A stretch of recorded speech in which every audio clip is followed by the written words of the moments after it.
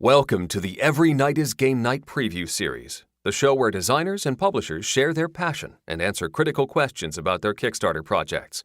If you're on the fence about a pledge, this is the show for you.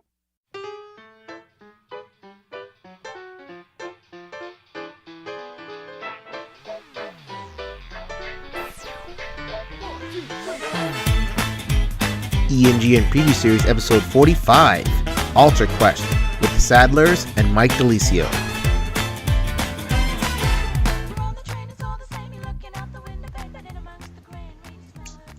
Yo, my peoples, what's up? Welcome back to the Every Night is Game Night Preview Series. Yeah, we're back with the Preview Series. We don't do too many of these anymore, but we had to bring it back because our friends, the Sadlers, are back on Kickstarter. You will see their show post tomorrow. Today is Monday as we're posting the podcast, and you'll be getting that Kickstarter on Tuesday. So it should be live by the time you hear that. Most people hear the show anyway. It is for Alter Quest. Alter Quest is the latest in the Modular Deck System. It is a big honking fantasy game, and we're here to talk all about it. We have the designers of aforementioned Adam and Brady Sadler. Welcome back to the show to talk about Alter Quest. Thanks for having us. Thanks for having us again.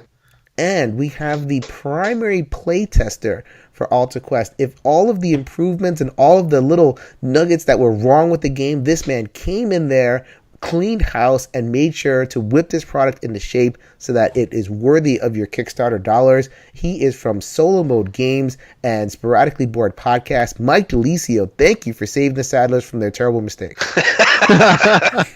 Wow, I feel like I have been way too heavily praised for this. I just played a fun time. I mean, you get made fun of so hard on the other show. I figured, why not? Let's give you some shine. I honestly don't know how to react to this. This is a little bit uncomfortable for me. I can't lie. Well, really, when Mike comes over to play this, we just break out Gloomhaven and tell him it's Alter Quest. And after every time he plays, he insists we don't change anything at all. It's like perfect. Like, all right, Mike, it's perfect. Fine. So we are going to talk all about Alter Quest. If you listened to the show a while ago, you know a decent amount about it, especially the influences. But we wanted to kind of dive in because why not? These guys love talking about Alter Quest. They've been living it. If you guys been following their Twitters and Facebooks, they've been posting stuff. Blacklist Games has been pretty active on social media as well. So let's just get into it. Let's talk a lot about Alter Quest. I wanted to start with what we talked about last time on the top 10 list about the influence of Alter Quest coming from Hero Quest. Is that why this game is called Alter Quest? Just for kind of the callback of it. I would say that is a fair assumption. Wouldn't you, Brady?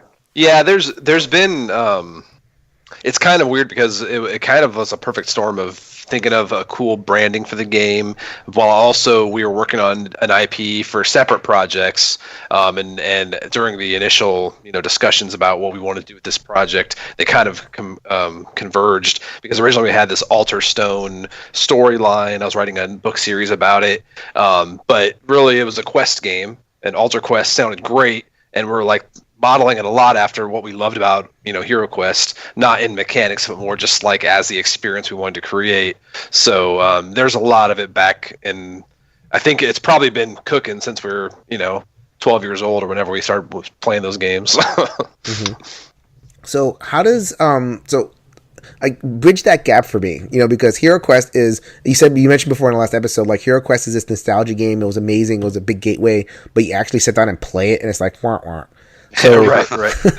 so you guys brought in your Modular Deck System from Street Masters and from Brook City into this one. So maybe to help us bridge the gap a little bit on how you use that system to recreate the Hero Questy feel in this game.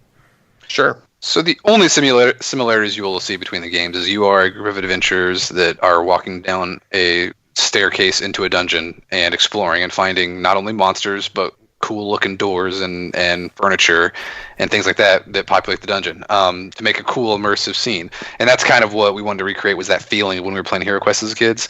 That was the inspiration. The gameplay is not inspired by Hero Quest at all. The gameplay is inspired by what we've been doing with the Modular Deck System. Anybody who's played Street Masters or Brook City will find some similar concepts in the game, but it feels Like just like when we did Brook City and said it played kind of like Street Master but felt totally different. This is the same way where there's a lot of similar concepts, but it feels completely different than either Street Masters or Brook City.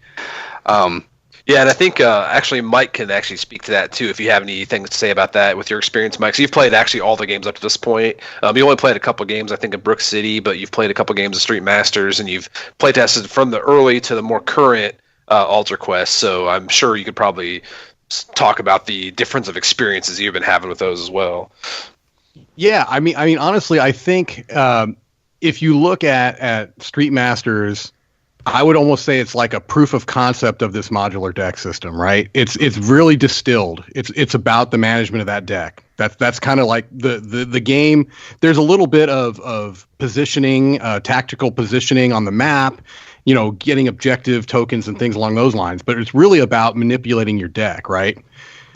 Then you see how you take that basic system and you go to Brook City. Well, okay, now you're not just manipulating that. Well, that's easy for me to say. You're not just manipulating that deck. You've also got you've got a much more of a manipulation with the board by using your vehicles, and now you've got cases, and so it really doesn't feel like the same game. I mean, it feels like a similar system, but the game feels different. And then in Alter Quest, it's amazing to me how you're able to, again, have this system that you're familiar with. If you've played the other games, you're familiar with it, and it certainly will help you kind of get into the flow of the game.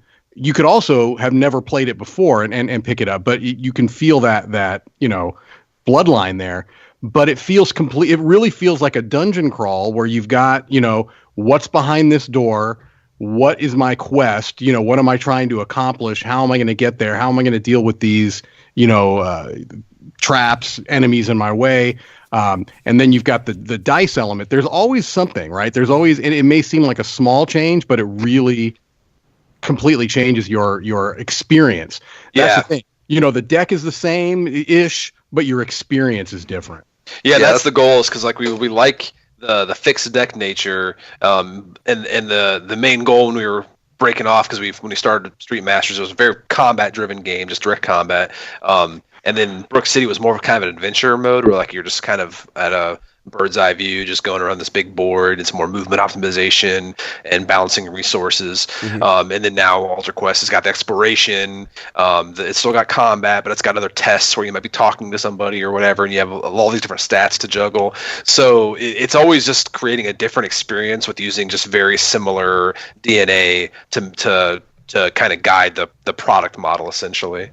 And the modularity, the modular part of the deck system has been bumped up a little bit too, because in Street Masters and Brook City we had basically 3 decks that you were swapping in and out, and in Alter Quest we have 4 default decks plus 3 other game elements that swap in and out. So there's a lot of ways to mix up your quests in Alter Quest. Yeah, there's a lot more permeations in Alter Quest, that's for sure. So then they talk about, like in D&D, they talk about the 3 pillars. So like combat, exploration, and interaction.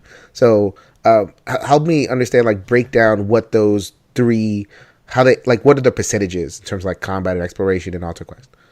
So it definitely depends on the combination of decks you're playing, because some threat decks are like the minions you're fighting. Everything in the game is boiled down to tests. So you're always testing your attributes, and each hero has 6 attributes, and that determines how many dice you roll on these tests. And there's different kinds of tests. There's attack tests, there's regular tests, there's searching, there's resisting, there's being inflicted by monsters, all these different types of tests. But the type of decks you pick, like for example, if you're doing the quest where you're doing the search, you're looking for these artifacts, you're going around finding these clues, putting them together to find these artifacts. And if you're fighting against the Thralls, one of the enemy decks in the game, they might be more about trying to charm you with their charisma, so you have to resist their charm. Maybe there's a gargoyle flying over you, you have to dodge the gargoyle. All these different tests, they work the same, but they bring in all this different flavor about what you're having to deal with. They're slightly abstracted into those skill sets, so you know that if like, oh, this vampire, this very pretty vampire man is trying to attack you, but he's attacking you with charisma, you know that he's trying to lure you to him to do whatever he wants to you. So like you kind of abstract those different narratives into these different skill sets you have, because if you're getting hit with a mace, you're testing your fortitude to see if you can survive that hit. But that story is told through what stats you're testing. So that really helps kind of keep the game flow for combat and just any kind of tests you're doing where you're trying to avoid taking damage or suffering any setbacks. Mm-hmm. Okay. So Mike, what did you? Mike's like, yes, I'm here. I mean, I guess compare this to other dungeon crawlers that you've played. Like, it'd be easy to ask Adam and Brady, and I think like, oh, this is our favorite. But like, compare it. Like, you've played a lot of them, and you're not as attached to design. Like, what do you feel like this one reminds you of more than anything?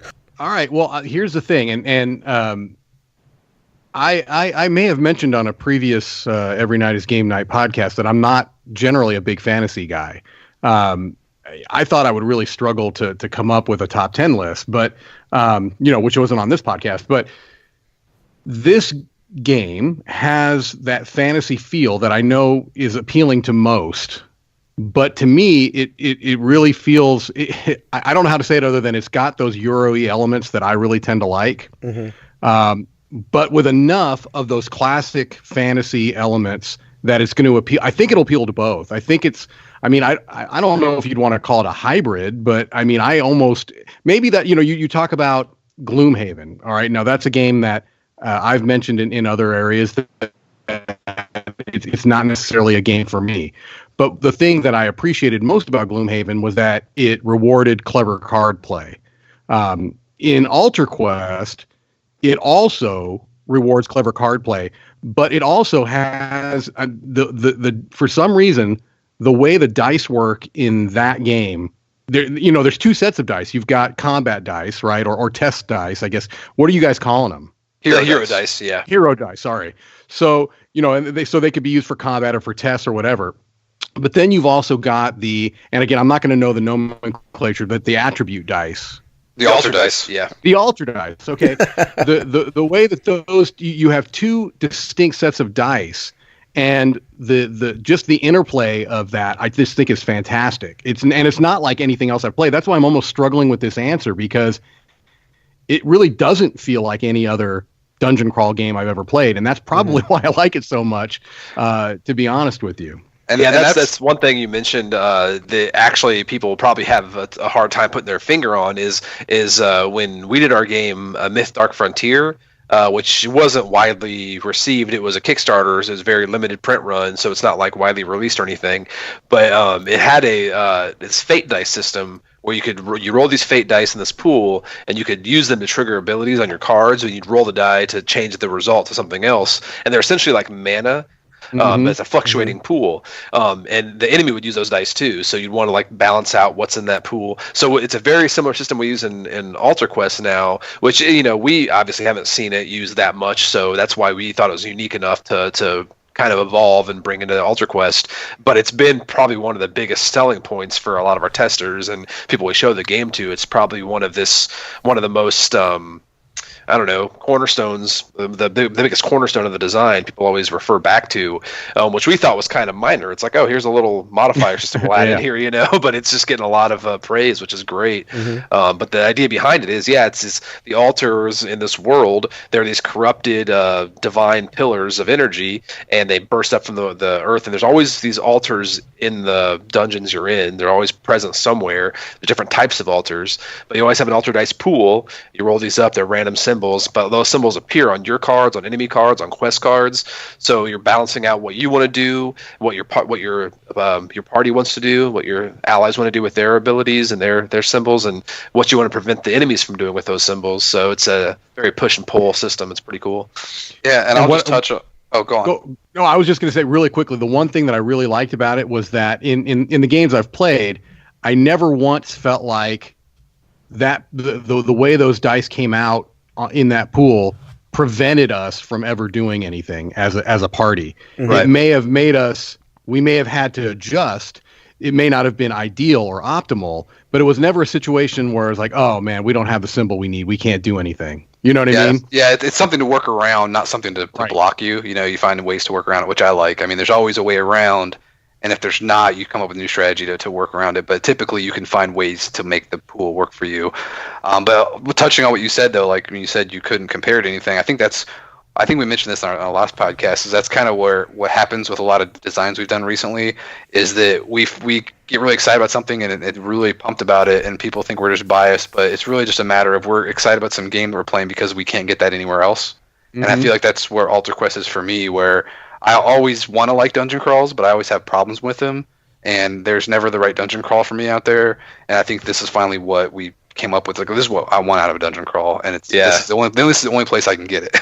Yeah, and it may sound blasphemous, and it's probably like scares people hearing, but I don't even like dungeon crawls myself. Like, I can't name more than a handful of dungeon crawls I actually enjoy. And like even Hero Quest, I mentioned I don't like playing it. It's that memory of it and that experience I want to create. But it's not because it's a dungeon crawl. You know, it's more just it's like fantasy adventure. So like we're coming at it where we're not trying to create the best, you know, dungeon crawl. We just want to make the best fantasy adventure game we've been wanting to create and play. We just want something we want to play and be excited about. So we have just as much fun designing as we do playing these types of games. So, but don't worry, dungeon crawl fans. The other half of this design team does like dungeon crawl. Well, yeah, it's like it's the best of both worlds. Yeah, pretty much. Because if you're out there and you don't like dungeon crawls, hey, I'm with you. So I'm trying to make one that you might like. Yeah, you might be like a little bit new. It's like, what's the difference between like a dungeon crawl and a fantasy adventure? Like when I think of a dungeon crawl, I think of a lot of combat and a lot of loot.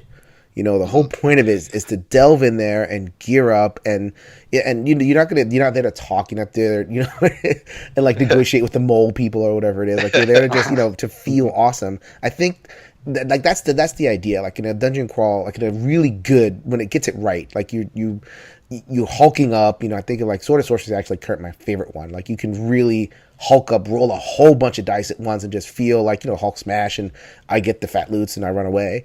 And and there's an exploration part there too, but I think like the point is that kind of point experience. Whereas a fantasy adventure sounds like what you guys were talking about with, like, you know, multiple skill checks, and you get to visit this person, you get to have this experience. Where in a dungeon crawl you might have that a little bit of flavor there, but ultimately whatever pops up you kind of want to bash in the face. Yeah, we should mention there's going to be multiple ways to play this game. In the core, out of the box, it's going to be the fixed board we've been showing, Dungeon Crawl. But there are going to be other ways that you can play this game. Like for the campaign expansion, we'll be introducing encounters, which we'll have talked about by this point when this releases. Right. But it kind of harkens back to Street Masters, where you have these intricate combat encounters on smaller boards, smaller locations, and it's just a quick game, you know. Quick fight, quick encounter, and those would appear depending on what story you're playing through, because we're going to have campaign modes, obviously, where if you're playing through a story, you might get ambushed at a camp, so you'll set up the camp encounter and have a little combat there and see what happens with that resolution. And then most of the other things that would happen, like in adventure games, would be more narrative, kind of like in the same vein as Legacy of Dragonholt, but on a much smaller scale. It's not a big adventure book, but you'll still have those narrative passages where you'll make decisions and you'll progress the story through skill checks outside of combat, but the actual, you know, the dungeon board, the main game board, that's the dungeon crawl, and there's different quests you can do to fit your play style, and we're making a varied assortment of quests to make sure we kind of hit all those main points that those types of games try to, you know, emulate. But mostly, it is that traditional dungeon crawl where you're going in trying to find the bad guy, take him out, and get out before you get destroyed type thing. Mm-hmm. But this game does not focus on getting that loot. That's not a focus of the game. Yeah, that's right. You can get equipment in the campaign. Each hero, their deck has a set equipment that you get, just your starting equipment. Like every hero has their own unique equipment that kind of defines that character. And in the campaign, you can get new equipment and improve your equipment, but it is not over the course of a quest. A quest is you're going to this dungeon, you're trying to do you're exploring, you're unlocking these rooms, you're trying to solve this quest. You can search, you can find potions and things like that. There's a search deck, but you're not like upgrading your loot in the middle of a dungeon like Diablo or anything like that. Yeah, it's not that roguelike feel where you're trying to get, because in Descent First Edition was very much you're in the dungeon, you're trying to level up to fight the boss, then you're done. That's it's like, oh, we're getting there, oh, now we're done. We didn't want to create that experience. It was more the one-offs. We want to create a very satisfying experience like that, but it's not just a scramble to find the loot. Because personally, and this is a preference thing, like as much as I like a lot of fantasy adventure games, I don't like the whole concept like Diablo where you're just hitting guys to pop out a bunch of loot that you're kind of sorting through and like, oh, because it becomes meaningless after a while. Like all these different cards you're getting, like, oh, I got 14 different spears. This one I guess is better, and throw the rest away. I don't want to create that kind of experience. It's not an inventory management game. Well, like a Zombicide. I think of a Zombicide. Right. Yeah. And I was just gonna talk about that because Zombicide was the example I was about to give, because when you guys were just talking, it struck to my mind one of the reasons why I really think this game does stand out from other cooperative dungeon crawls that I've played. So let's use Zombicide as an example. I've only played the Black Plague edition, but it's the same thing from what I understand. The real element of cooperation in a game like that, which is kind of like, your classic, beat 'em up dungeon crawl, is just let's work together to beat up this horde of monsters. Or maybe I'm going to do something that's going to heal you a few points of damage, right? There's really not a whole lot of cooperation going on there. It's all, we're going to all beat up on this horde of monsters. It's so different than that in Alter Quest. You really need to cooperate, and you need to cooperate much more than I'm going to hit him with this thing and you're going to hit him with that thing. You have synergies that you can exploit in your deck. You can use the particular strength and attributes that you've got to boost other people. There's so much more collaboration and really thoughtful cooperation that you need to do to be successful. And I found this out the first game I played, the first playtest I did was with one other person. It was just a 2-player game, and he and I, from the very beginning, went off in different directions. I'm thinking exploration, right? We're gonna go find what we need to find and get the heck out of here. And we got worked. I mean, we just got worked. And not only was because maybe we were unfamiliar with the game, but being more familiar with it now. Could you do that? Well, maybe you can do it if you were, very, very careful. But this is a game that you really have to be thinking about what is my strength, what's the other party's strengths, how do we solve this series of puzzles? And again, depending on the quest, it might even be more than in the ones I've played. But you really have to cooperate in this game. Yeah, I think that comes through from the way the player scaling works, because that was a big part of it. And it's inspired obviously by Street Masters Brook City. But in this, there's not a standard way. Oh, you just draw a monster every turn. Like the way it works is whenever you open a door. You reveal that room. You see what feature is in there, what furniture might be in there, what the quest card describes what that room is. But then every player will draw a threat card to see what they're facing in that room alone. So if you're splitting off, like in a 3-player game, and you open 3 different doors, you're like just unloading 3 threats per person on your party, and it's like so much to manage. So you have to kind of pace yourself and make sure you take safe passage, and make sure you use the board to your advantage. Where if you do open multiple doors, make sure you have an escape route so you can like kind of reconvene and fight off the hordes that are coming after you now. So I think the player scaling works really well in that regard. It's also gives players some control too, so they can kind of control when they want things to get out of control. It's like, okay, let's open these doors. We're ready to try to let this all hell break loose because we're going to open these doors and see what happens. And I also, one of the favorite things about the playtesting that I've watched is the discussion about how to use the altar pool. Like, people have to time their abilities, right? Well, if I use this wind in the pool so I can move, and then maybe I'll roll water so you can use that. But if I don't, I'll use my scrolls here to re-roll the altar dice and maybe get what we need. Like, there's a lot of discussion and strategy going on about what's available in the altar pool, and everybody's abilities triggering off each other. It's really interesting dynamics. All right. So is this going to be one of those packages? Like, I remember with Street Masters, there was just so much content, like boxes and boxes and stuff. After the Aftershock Kickstarter, we're like trying to throttle back the amount of stuff we do all at once.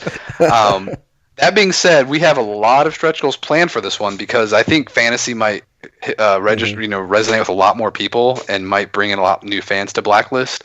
So I'm ready for more backers. But as far as like add-ons and things like that, we kind of want to just have one big gameplay add-on, and try to have just like cosmetic things like more dice or like a mat board or something for the add-ons. And then more enemies, like not because with Stream Masters we added like every single time we would add like a new enemy deck, it's like 13 new figures, and it's just it adds a lot more content, which is good value for the backers. But we do understand having just a bunch of stuff arriving to your house and having to find time to play through all the stuff. So we want to make sure to be cognizant of that. Plus, we want to give the game a lot of a long lifespan after the release, so we don't want to just like blow everything right now, And one thing I've been seeing with Kickstarter a lot these days is people trying to release the entire game line all at once, and that's definitely not what we want to do with our Altar Quest. We have a lot of stretch goals planned, a lot of content, but we want to make this kind of like the foundation of a game we can support for years. I feel like this is kind of like might be one of our flagship titles with Blacklist. This is our first game with Blacklist as full-time employees. So we can devote a lot more of our time to doing it right. So we've been planning the Kickstarter more carefully this time. We've been more involved, had a lot more choices in what we do. So we're hoping this Kickstarter kind of sets the groundwork for Blacklist's future Kickstarters. All right, so that was Altar Quest. You've heard from Adam and Brady Sadler. You've heard from Mike. You've said a lot about the game, but is there anything like really obvious that we've missed that you wanted to squeeze in there right at the end? The game is cooperative. There is no and will be no PvP. It is the Sadlers. The Sadlers do not do PvP. Come on, gentlemen. It is a miniatures game. Lots of cool miniatures. Check out Blacklist Facebook page if you want to see. They've been teasing stuff like I think twice a week now. They've been teasing art and sculpts and the board and things. So it's go look up videos on Street Masters of Brook City. Those are good examples of what we've been doing. This will be an evolution of, and we have lots of previews on the website. We're trying to write plenty of content leading up to the release. So by the time this airs, we should have all of our marketing hype released to the masses. So go read up on it. Are we gonna get a video from Solo Mode Games? That would be in the plans, yes, sir. What are you talking about? It's already out there. Go check out YouTube. Yeah, it better be up by now. Yeah, we're releasing on the Monday before, so this is. Oh yeah. Then it's there. So what day is this releasing on? It's going to be on the 28th, May 28th, the day before our birthday. Oh, fantastic! That is great. So if you guys are wondering what to get us for our birthday, I want a funded fantasy game. Sadlers, thank you so much. Mike, do not be a stranger. This was a lot of fun. Thank you, guys. Thank you.